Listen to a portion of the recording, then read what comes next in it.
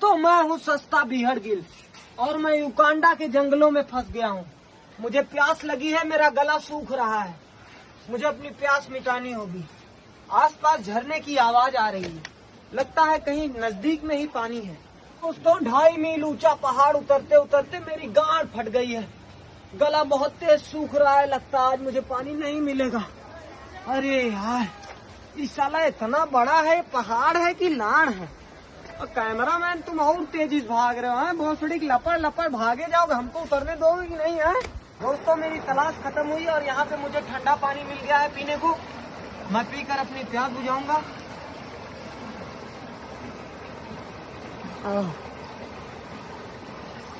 अरे भोसड़ी वाले, पेशाब कर रहा है। बताइए कैमरामैन, ये लोग साला बीहड़ गिल्स की गड़िया फाड़ दिए हैं। माइक भोसड़ा में जाए जागरफी भूगोल बच नहीं मारा। अरे यार, गांठ फट गई भाई, पेशाब पिला दिया यार।